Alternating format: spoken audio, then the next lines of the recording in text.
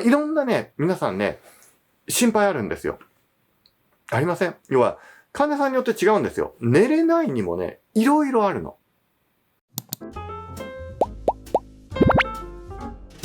眼科医の山本です。今日は、病気、ね、目の病気とかいろんなね、病気が不安で眠れない方にね、お伝えしようと思います。大丈夫だよってお話をしようと思います。いろんな病気ね、目で言うと緑内障とかね、網膜剥離とか糖尿病網膜症とか黄斑変性症とかいろんな病気ありますよね。で、体の病気でもね、癌とかいろんなね、心配な病気になる方いると思います。で、そうなってしまうと、すごい不安だし、眠れなくなることって、普通にあると思うんですよ。もちろんね、それが、病的に眠れないとかってなったら、そもそもそれは病気だから、きちんとね、診断治療を受けましょうって話になって、スリープクリニックとか、心療内科とか、いろいろあるよね。そういうところで、睡眠の治療はお受けになってくださいっていうところは、ベースとしてある。ベースとしてあるんだけれども、やっぱり不安で、そこで難しいのは、どの医者に聞いても、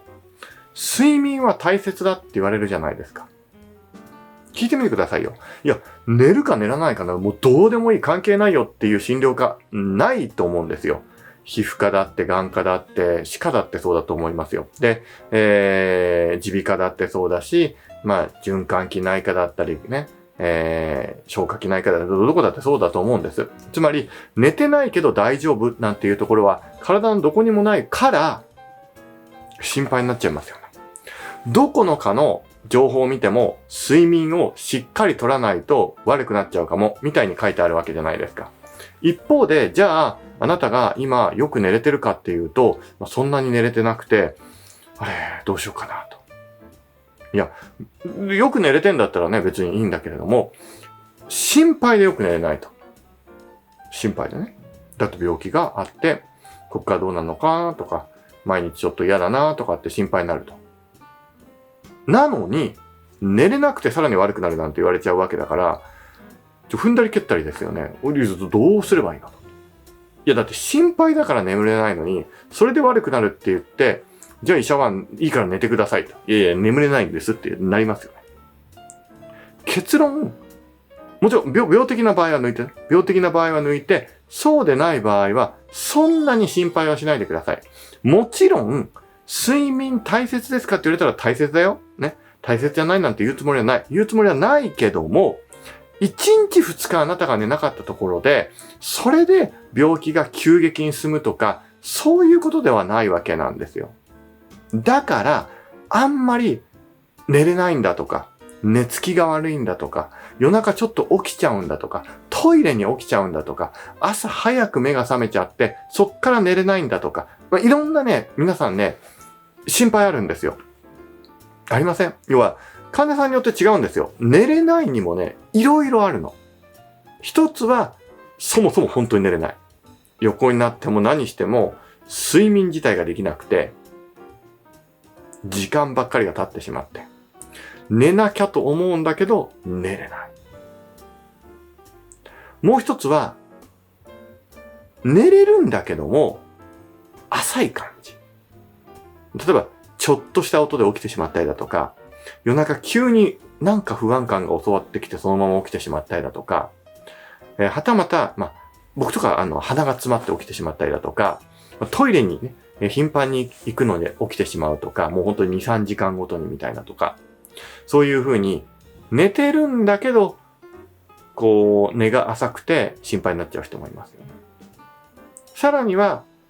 早く起きちゃうね。例えば、朝、7時とかにぐらいまで寝たいだ、6時ぐらいまで寝たいと思ってんのに4時ぐらいに目が覚めちゃって、そっから寝ようと思ってもギンギンランランになっちゃって全然寝れないとか。逆に、寝つきが悪くて、2時3時ぐらいまで寝れなくて、そっから寝て、朝方はよく寝れるんだけどって人もいて。あとは、そもそも病気じゃなく、仕事とかの関係で、もう夜勤だとか、日勤だとかね、昼夜逆転するだとか、そういう方、あとは、そもそも睡眠時間自体取れないぐらい忙しい方とか、いろんな事情があなたにはあると思うんですよ。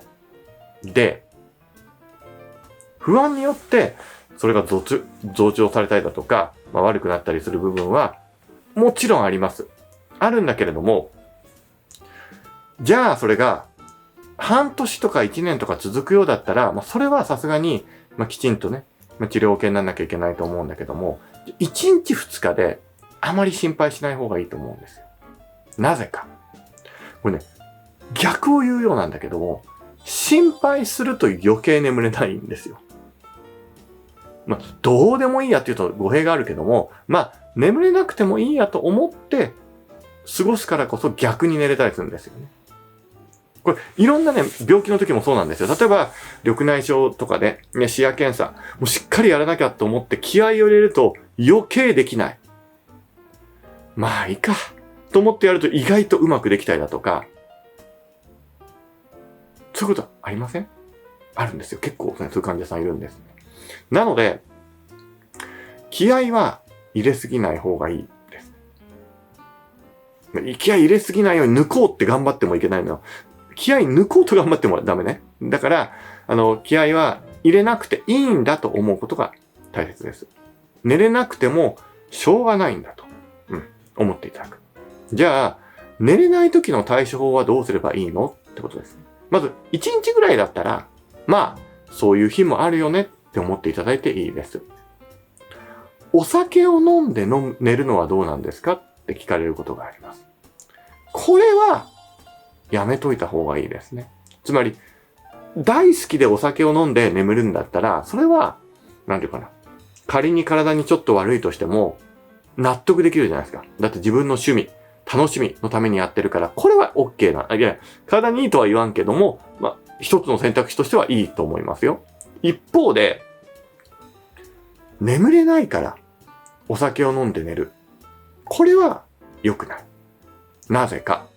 確かに寝つきは良くなるんだけども、結果として睡眠の質が悪くなってしまって、夜逆に起きてしまったりね、トイレ行きたくなったりだとかして。で、良くないんですよ。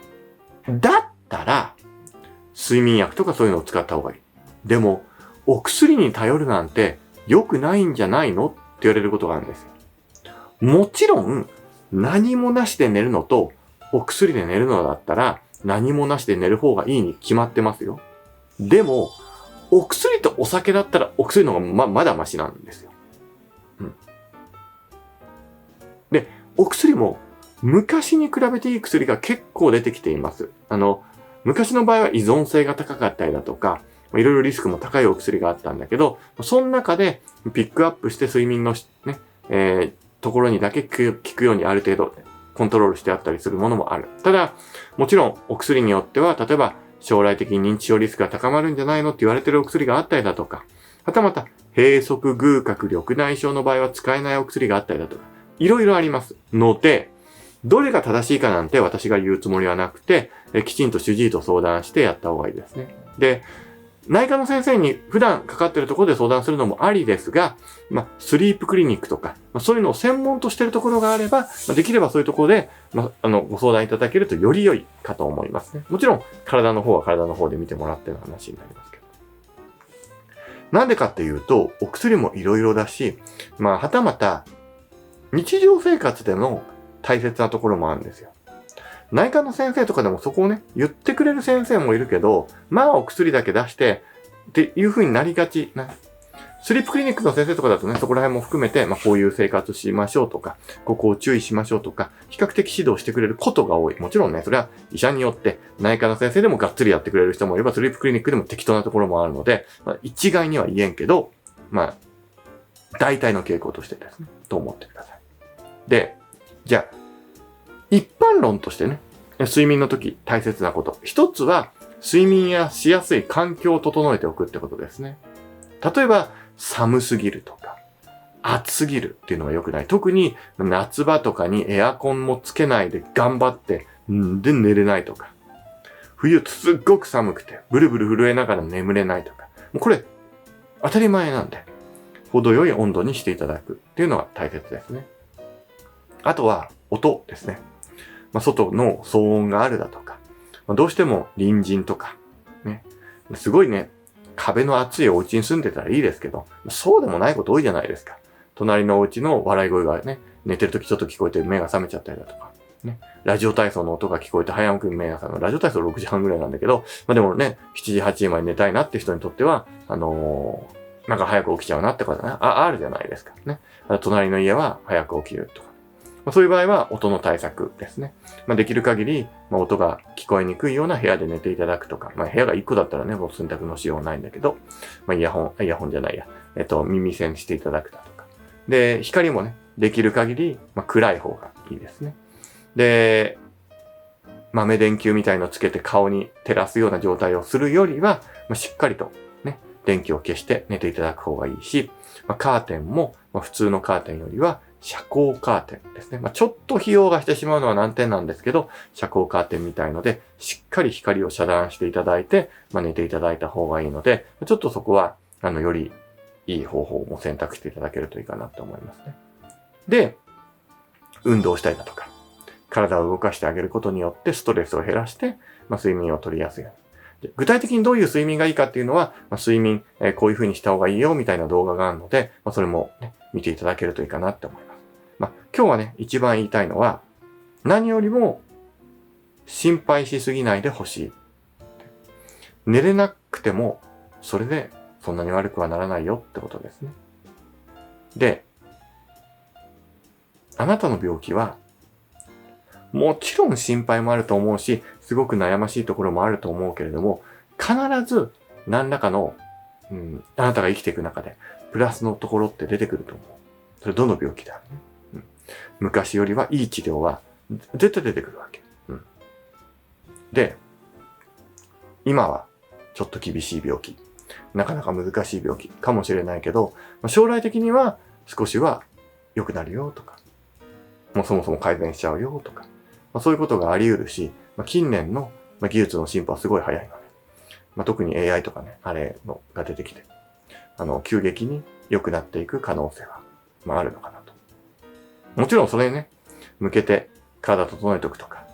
最低限のね、金銭的余裕を持っておくとか、そういうところは大切かなと思います。もちろん人とのつながりとか、新しい情報を得るってことも大切ね。例えば新しい治療が出たとしても、あなたにその場にね、行くわけではないのよ。ちょっと時間が減ることがあるので、そこら辺の情報は、この動画とか見といていただけると、最新の論文でこういうのが出ましたよとか、今時はこういう治療も出てますよとか、こうやって聞いたらいいんじゃないですかとかっていうのも、アップしますんで、ぜひぜひちょっとそこら辺も、参考にして見ていただけるといいかなと思います。やっぱり、いいね、状態に少しでもしたいじゃないですか。そのためにも、いい情報が、多少必要になってくるかなっていうふうに思います。そして、不安になったら、眠れないときは、今日はいいかなって思って、かといって遊びもあれとかね、そういうことじゃないよ。何か聞いたりだとか。動画見るのやめた方がいいね。例えばこの動画だったらイヤホンで聞いて、寝れなくてもいいんだって安心するためにね、どっかに保存しといて、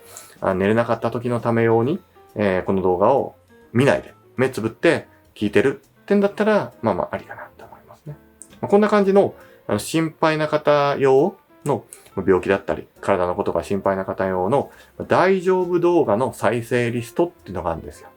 あなたの病気は心配ないですよとか、ぜひぜひちょっとこういうふうに考えたらどうですかっていうのをまとめた再生リストっていうのがあるので、それを見ていただ見なくていいよ。ごめん。見ないで。聞くだけで。聞いていただけると、ちょっとは不安がいろんな角度からね、例えば未来の治療の話であるとか、例えば食事の話であるとか、例えば今日みたいな睡眠の話であるとか、例えば心持ちの話であるとか、そういうことでサポートできるものだと思いますんで、流し聞きでいいので、そういうのだと連続してガガガーって流していけるので、もうそのまま寝ちゃうっていう、特にね、これ聞いてくださってる方でも、大丈夫の動画を聞きながら、寝ますみたいな人も結構いてくださって、それはそれで、ありがたいなと思いますんで、ちょっとゆっくりしながら、そんな、わーわー私騒いだりしないので、こういうね、動画として、利用していただけるといいかなと思います。今後もね、こういう毎週ね、できれば火曜日とか中心にね、大丈夫っていう動画とかそういうね、あなたを安心できるような動画アップしていきます。で、さらにはね、新情報もアップしていきますので、ぜひチャンネル登録だけだと見逃しちゃうので、